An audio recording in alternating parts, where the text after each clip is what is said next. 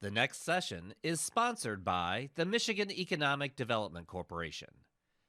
Please welcome the Chief Talent Solutions and Engagement Officer at the Michigan Economic Development Corporation, Kerry Ebersole Singh.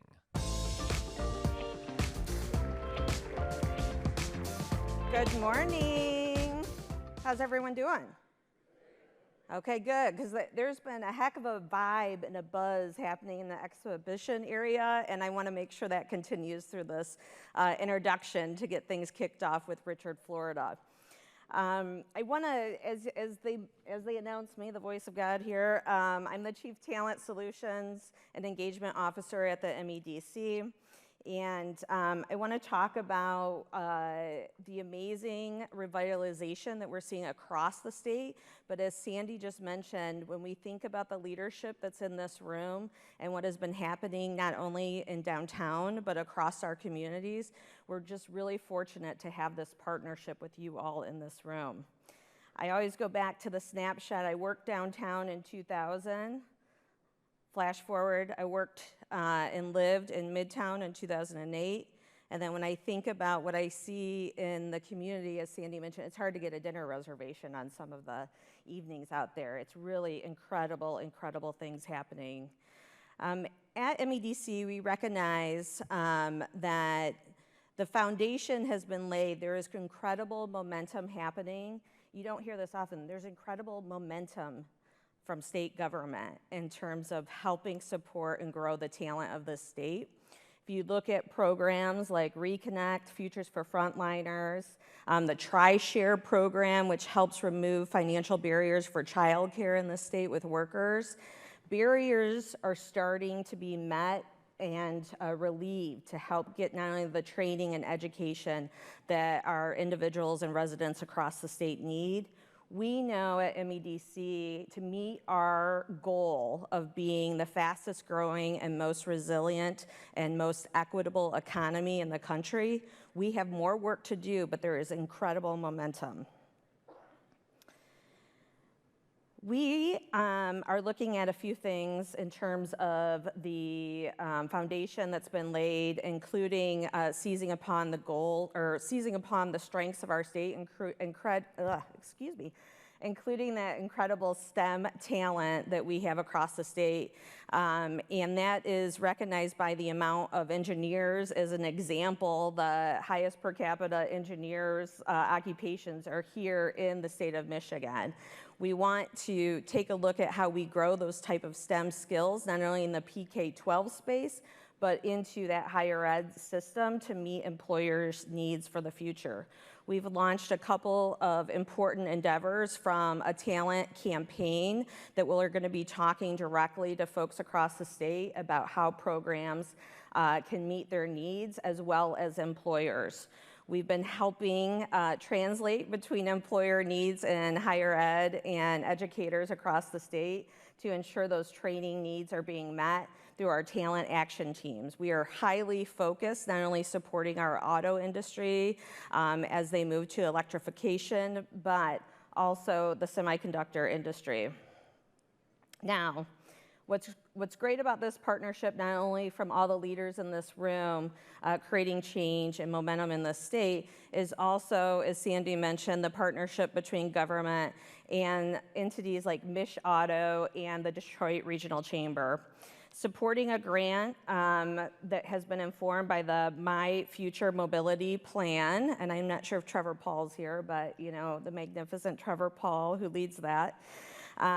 We are supporting a $2 million grant to Mich Auto to help inform the work of what you're going to hear more about from Richard, Florida, in terms of what it's going to take in our state to really develop high-tech talent and really be noticed as a hub, not only across the country, but the globe. So I am fortunate enough to talk about today's keynote speaker. Will be a key player in helping us bring this high-tech initiative to life. He will join our collective, what we like to reference as Team Michigan, in authoring a comprehensive study over the next year, highlighting specific factors that we can put to work. While he currently splits his time between Toronto and Miami, he has family in our great state, and while I just started this conversation, I think we'd welcome him if he wants to move here and split time between Detroit and Miami. We can work on that. But I am hoping that he will eventually call Michigan home, too. Please join me in welcoming the leading urbanist and international best-selling author, Richard Florida, to the 2023 Detroit Policy Conference.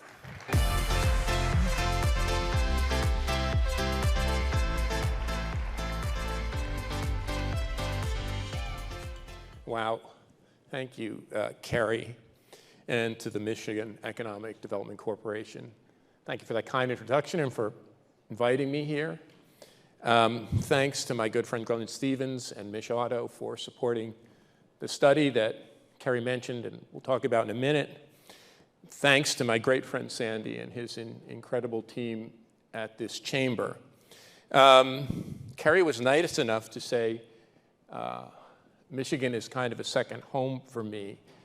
There's a good and a bad in that. The good is that I met my wife. Some of you know this. I met my wife about 15 years ago. She will know the exact date, of course. I won't. At a conference that a former governor threw in Lansing. So that's pretty good. A guy who was in his mid-40s and chronically single and nobody wanted found his wife. We have two wonderful kids. Mostly, my brother only has 3 kids. I have one brother. She's Jordanian, which means she comes from a family of infinite numbers. And all of our cousins and second cousins are here, including a good deal in attendance. The bad is we got to drive to Michigan twice in the past 2 weeks. The first time we tried was on December 24th. That didn't go so good. We got as far as London, Ontario, and 401 and 4. But we got here on Christmas Day for what was the first time my kids saw snow and got to spend Christmas with their cousins since they were babies. So yeah, we owe a lot to this place, and we love this place. And look, I want to echo what Sandy said. You know, you look around and you go, oh, you know, times are bad, times are tough. Downtown has not come back. No one's back in the office. Everyone's hanging out in their PJs. Aren't we happy today? We got to put on nice clothes and comb our hair. You know, I've been coming to Detroit for a long time. And I'm a kid from Newark. And I have to say, if you look at 2 of the more challenged cities in the United States, and I'm a kid born in the 50s, I know I don't look that, but I was. You think about Detroit back in 1967 or 1977.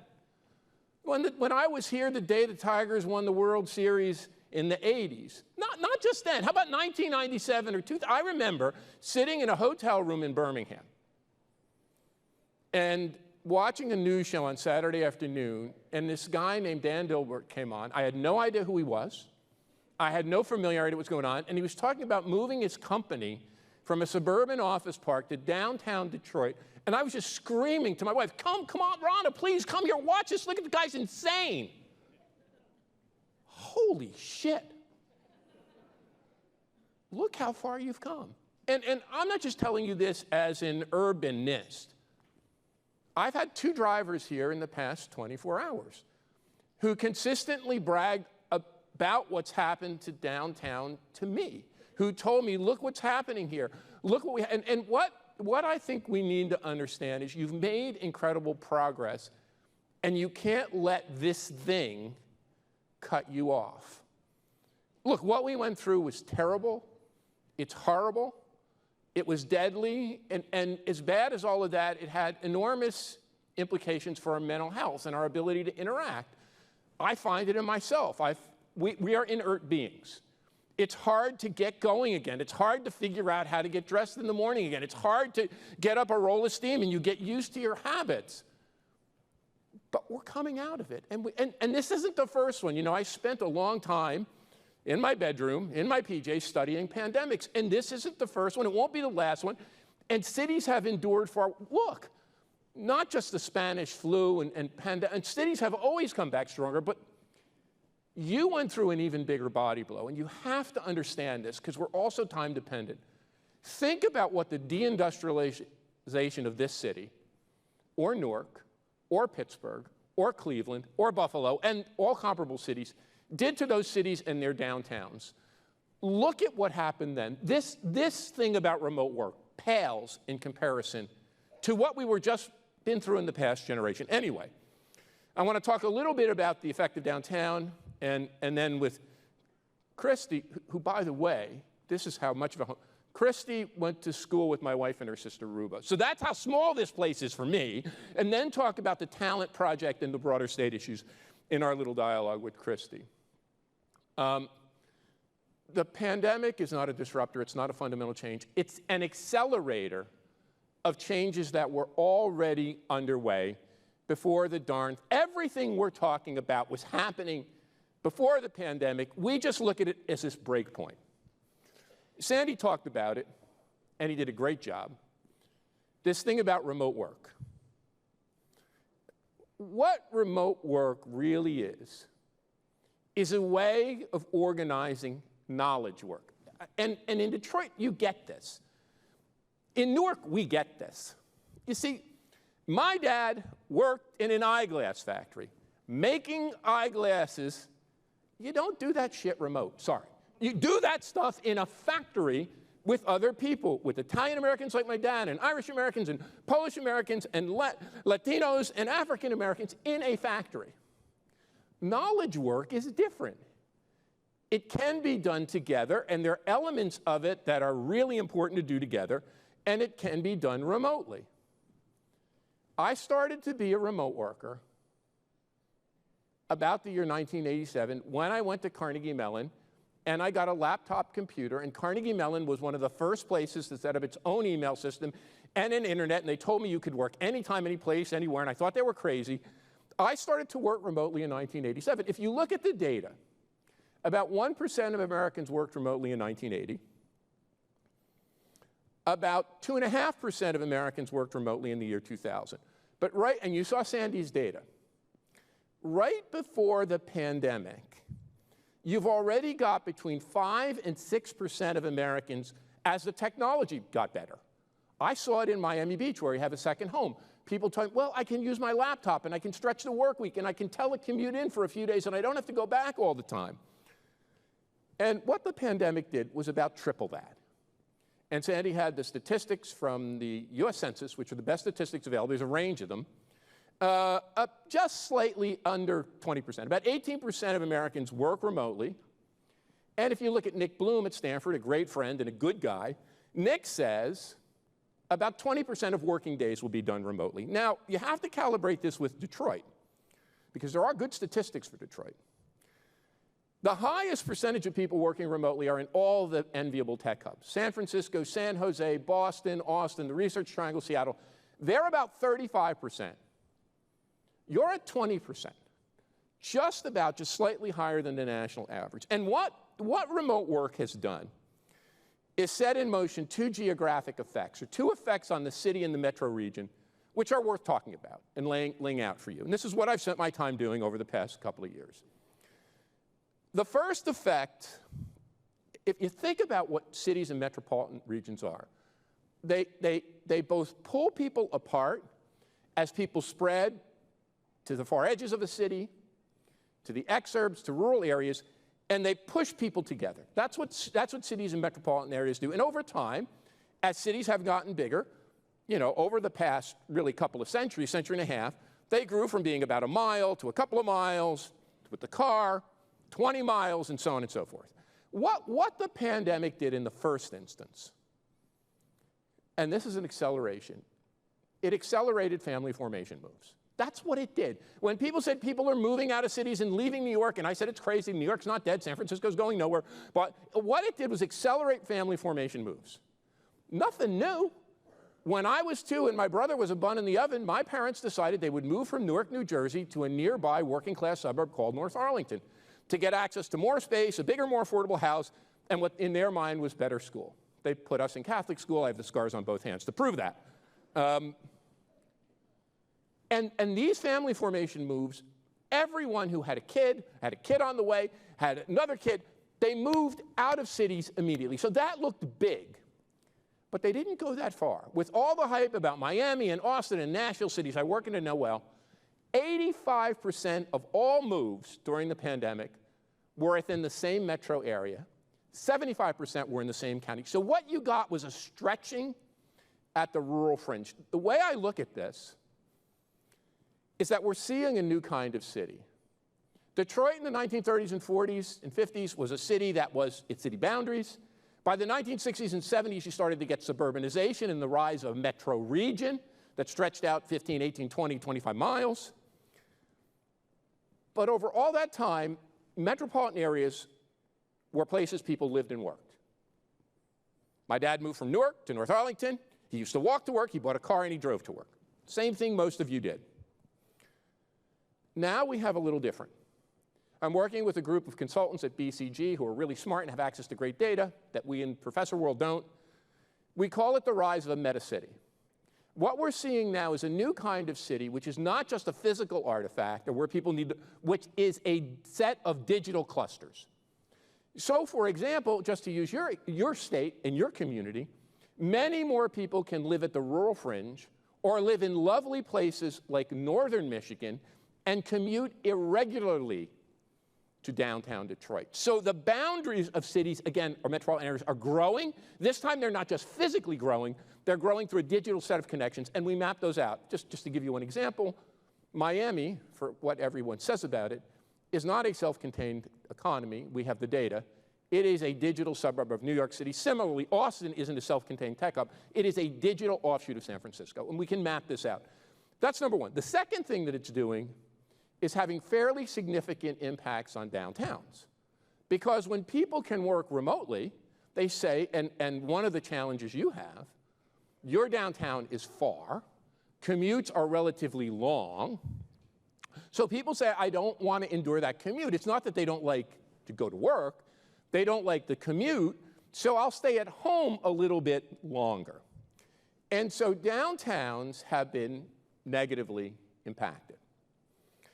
Now, what do people say they want in a place to work? I heard this 20 years ago when I wrote Rise of the Creative Class, and this is really important. I want to work on great projects with great people, and the last two are fundamental and haven't changed. In great spaces, in great places. What's happened is people don't like the cubicle farms and the old-style offices, but if you go to co-working spaces in places like New York City or San Francisco, you go to the Brooklyn Navy Yard, they're packed up. So people are looking for new ways to work and different ways to work. They want flexibility, they want challenge, they want interaction, but on their own terms. The United States is going back to work. According to the Castle data, we're now over 50%. In Austin, we're over 60% back to work. And it's interesting when you think about Detroit, because we have the data at the University of Toronto. It is true what Sandy said, that the downtown here remains challenged. It does. I think it was our data, the University of Toronto data, I'm not sure, which shows that according to cell phone traffic data in the downtown, we are only 42% back, and this was as of September, it's probably higher now, back to pre-pandemic levels. But if you look at the city as a whole, the same data set, the city as a whole is up to 84%, based on cell phone tracking, back to normal activity. That's higher than Chicago, Toronto, Austin, or Miami. So the point is, Detroiters are getting off their butts and doing things. They're just doing them, tend to be more, because you're spread out, and you're a big metropolitan area, in the region. So what do you have to do to bring this thing back? The first thing I think you have to realize is the central business district, a place to pack and stack office workers in giant towers, is dead. Jane Jacobs in 1950s, my idol, the first essay she wrote is called Downtowns are for people. Just remember that. Downtowns are not for office buildings and work. They are for people. The central business district, and you can understand this in Detroit, stacked and packed in office towers, is the knowledge age equivalent of the old outmoded factory, which is now gone and being replaced. What is downtown becoming? What is your downtown? What have you seen? Sandy mentioned sports. It's not a central business district, it's a central sports district. It's not a central business district, it's become a central entertainment district with installations like this, concerts, shows, central recreational district where people take their families, central innovation district with the new urban innovation hub, Steve Ross and the Illages, the University of Michigan, $350 million in startups, and even more when you take Ann Arbor. It's a central social district. You know what it is? I have a word for it. What your downtown is becoming is not a central business district. It's a central connectivity district where people come to connect. 700,000 members of the creative class, more than San Francisco in knowledge, professions, technology in Greater Detroit, come to connect. And not just Greater Detroit. You are a hub of a great region that stretches from Toronto to Detroit to Chicago. 50 million people, $3 trillion in economic output, one of the 10 largest economies in the world. Creating downtown as a center of connections. And the little clock on the wall tells me I'm almost out of time. I just want to add one last thing. As you begin and as you continue this work to remake your downtown, not just as a place to work, but a place to live, work, play, and most of all, connect. A center for this kind of connective fiber, a central connectivity district, you have to keep your eyes on one more thing. And you've been working on this, equity and inclusion. You're going to hear from Antoine later. It's been a centerpiece of your efforts, the Chamber's efforts. Median incomes in Detroit, according to a Future City study, are half the median incomes in the suburbs. 27% of folks who live in downtown Detroit are members of the middle class, compared to over 40% in the suburbs. And this is the statistic that really stuck with me. Just 5% of people who live in the city of Detroit live in middle-class neighborhoods, compared to 60% in the suburbs. So it's really important as you go through this effort of reviving your downtown, of making it a central entertainment, social, recreational district, of expanding its borders to include the Cass Corridor and Eastern Market and Corktown as these downtowns morph and grow and become live, work, play, connect areas. It's really important that you keep your eyes where they have been on making it a downtown that's not only innovative and exciting, fun, but a downtown that isn't inclusive and equitable and gives opportunity for all Detroiters. Anyway, thanks for having me back. Thanks for listening to me, and I look forward to my conversation with Christy. Thank you, guys. Joining Richard Florida on stage for a conversation, please welcome special correspondent and anchor at WDIV-TV 4 NBC, Christy McDonald. Good morning, Detroit. It's good to see everyone. Yes, and I did go to school with Richard's wife. We just graduated about 10 years ago, so I mean, that's amazing. That's true. That's what she tells me too. That's exactly who's following time. You know, I think it's really interesting, Richard. This is job security for you. Everything that you have studied from the early 2000s, the creative class, and now the creator middle class that you're talking about, and the change of cities. You know, here in Detroit, it feels like things happen to us sooner and last a little bit longer. So when we start our conversation of looking, I guess, what I call a bit of a drone view, when you look at Detroit and how we compare to some other cities who are lagging right now, what are the key things that you look at in comparisons? You know, you're going to think I'm crazy. I'm not at all worried about Detroit. And I have to tell you why.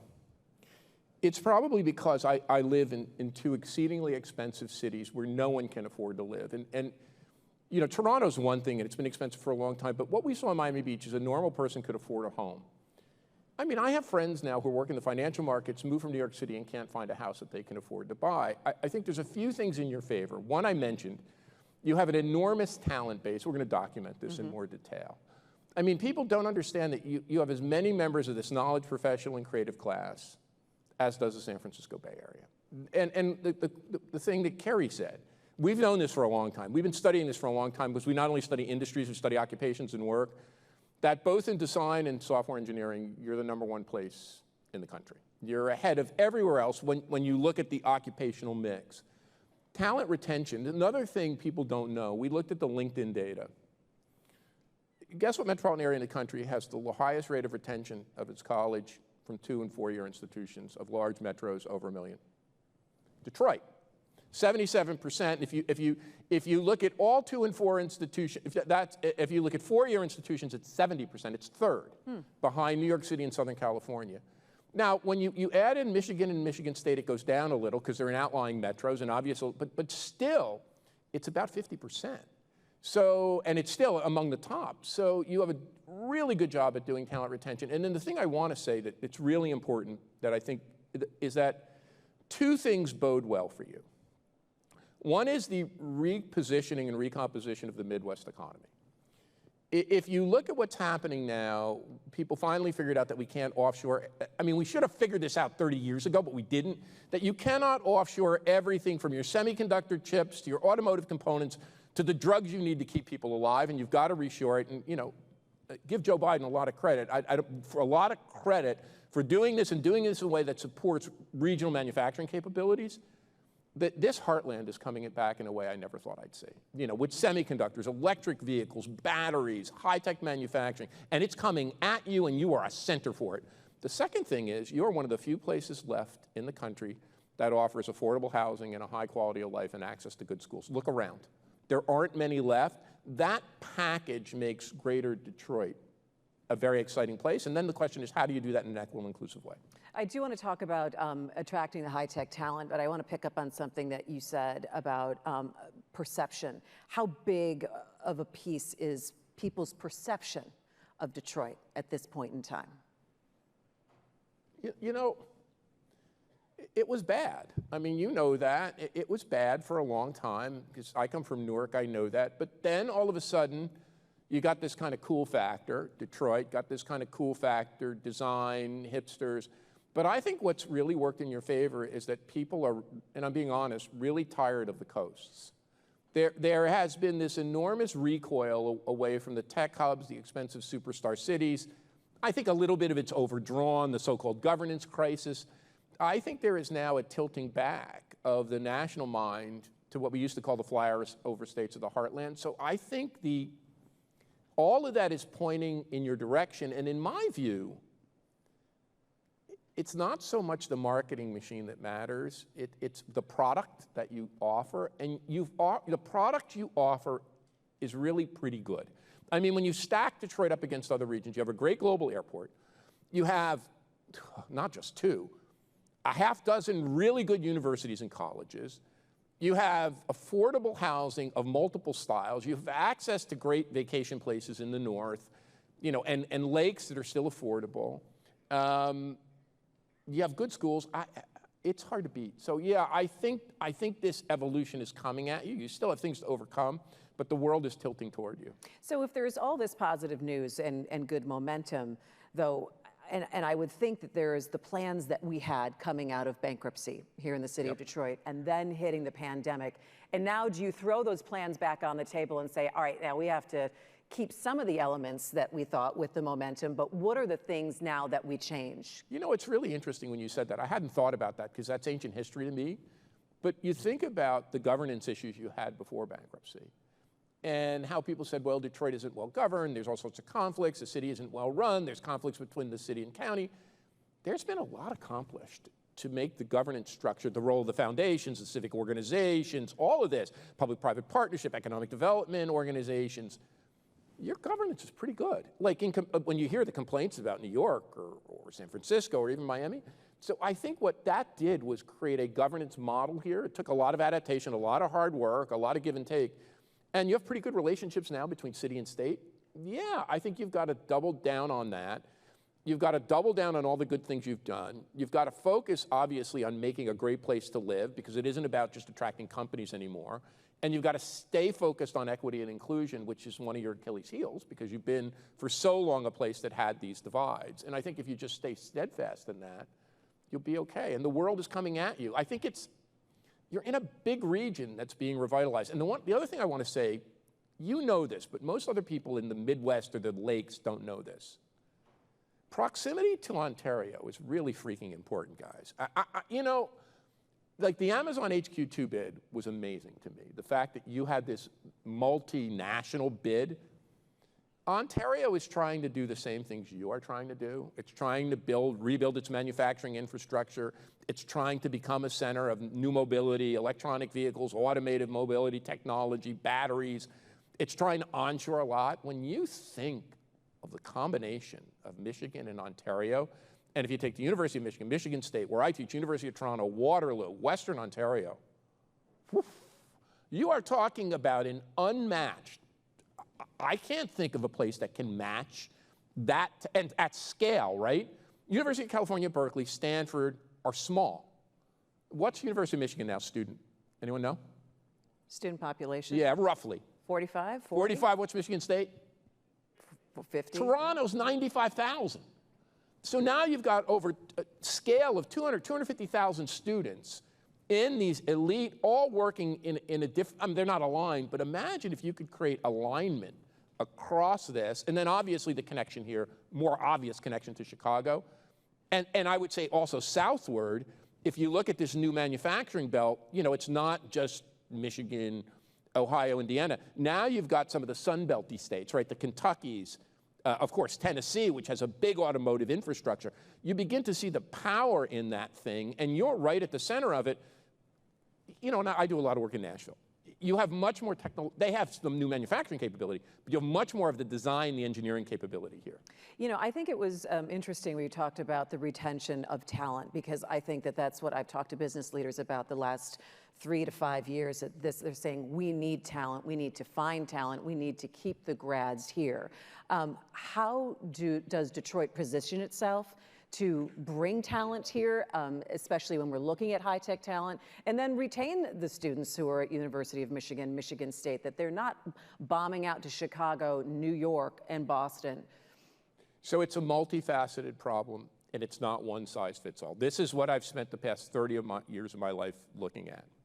And the reason I wrote this book called Rise of the Creative Class is because I was living in Pittsburgh, and I said at the time, the #1 export of Pittsburgh is not steel.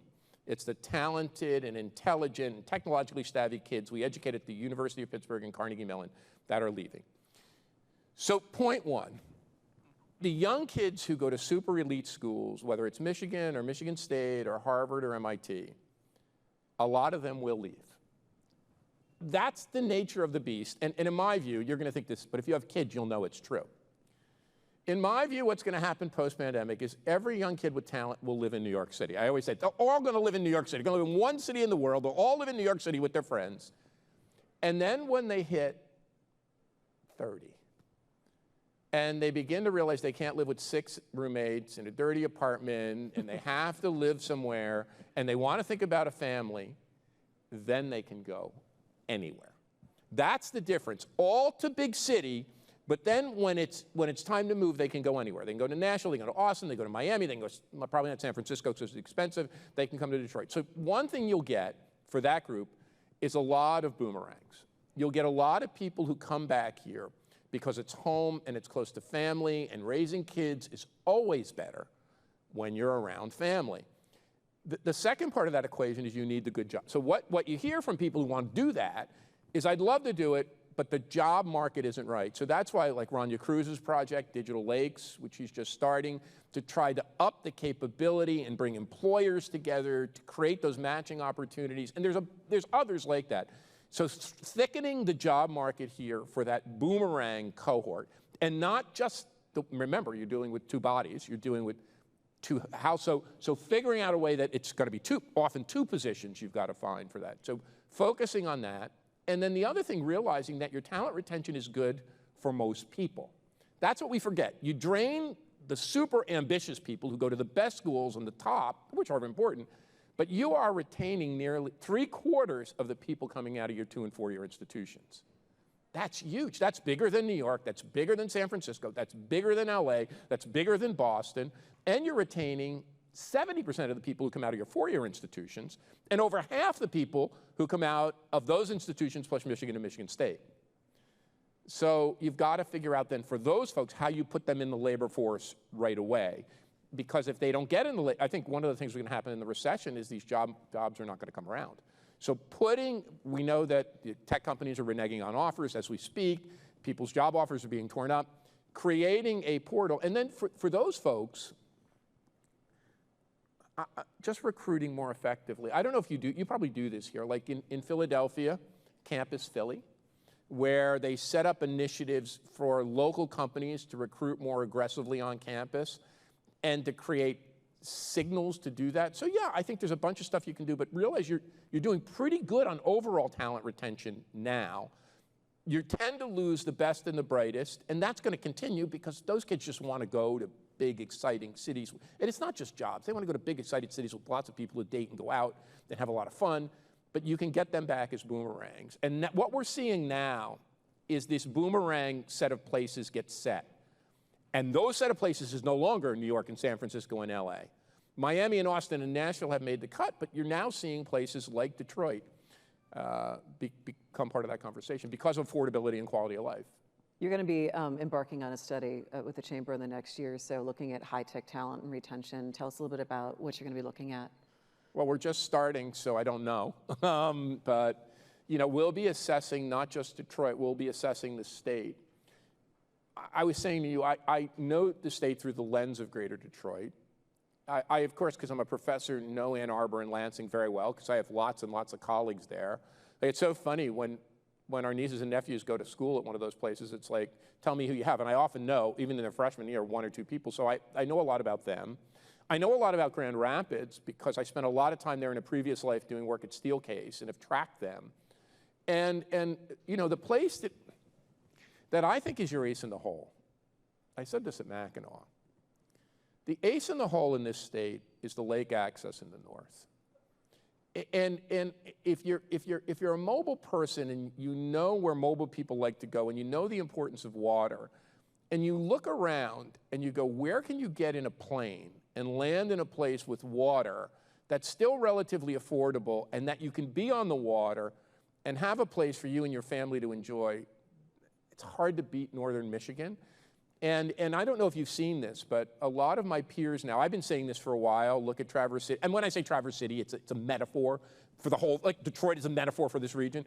Look at Traverse City, you know, now we're starting to see the things that say, if you want to develop a talent strategy, this is coming out of the break, look at Traverse City. Traverse City has developed this kind of talent first, quality of life. So I think you have places like that. I think we're going to do a full-on assessment. I think what we're going to find is that I think that people here have a less good impression than you actually stack up. And I think when we put together the quality of the technology workforce, the scale and scope of the universities, that the kids they're graduating, the ability to retain, and then I think the affordability, quality of life, and access to schools. People discount this. The access to schools is so both good public and parochial and private schools are big advantages here coming. You know, why did my mom and dad move to North Arlington? Why? Well, they wanted more space, but they thought there was a Catholic school where my Uncle Walt lived. They said, we want better education for our kids. Why do parents move? They move to give their kids better education. If you can't get your kids in school in New York, if you can't get your kids in school in Miami, if you can't get your kids in school in San Francisco because there's no slots, and you can't afford a house in one of the suburbs you want to live, and you can remote work, this doesn't take rocket science. You're going to start to think, well, where can I go where the schools are good, there's tight communities, I can have opportunity? Well, I mean, there's not only Detroit area, but I'll start to take a look at Pittsburgh, or I'll take a look at Cincinnati, or I'll start to take a look at, and in that competition, you have a lot to offer. So I think we're going to turn up that you have some challenges, but those challenges are different. The other thing I want to say, this is really important for all of you guys, is 20 years ago, when we started this, it was really important to attract young people to cities. And now we know that young people want to be in cities, that young people love cities, that young people are the ones coming back. They're the most optimistic about urban areas. But in America, it's hard to raise a family in a city. So one thing is, I think, focusing on making the city more family friendly. Now that's a big agenda. Better schools, safer streets. I mean, that's a generational agenda. But I think what's happened is this first group of urban pioneers that were 25 in the year 2000, and then more of them came in 2010, so they're 25 in the year 2010. They're 35 and 45 or 46 today. They're moving on. I think what we're seeing in cities is partly a demographic or generational turnover. Young people are coming out, but families are moving out. Suburbs have become hipper, more interesting. There's more stuff to do. So creating this environment that's not only great for youngsters, but is also really good for families, that's really important moving forward. And doing that in a way that's equitable, where all families can see that they have opportunity. And I don't know, Sandy asked me this last night, Christy. He said, what else would you look at? And I said, I think I'd look at Nashville. I think I would. I think I'd look at some of the Texas communities. Tulsa, which has pioneered Tulsa Remote. But what you're doing, Philadelphia's done a great job in many respects with Pittsburgh, but I can't think of many other places that have plowed the ground and come so far as this place. You know, you've come a long way. You remember, if you're old, like you come a long way. So I think just keep doing what you're doing and doubling down. And I think you're going to find that your glide path is, you got challenges, don't get me wrong. But your glide path is going to be a little, you've done, the heavier lifting has been done. Now it's persistence and resilience. And thanks for adopting me. I appreciate it very much. You come back anytime. Ladies and gentlemen, Richard, Florida. We're looking forward to what's coming up next with the study. Love this place. Okay? Thank you. Thank you. Thank you, Christy.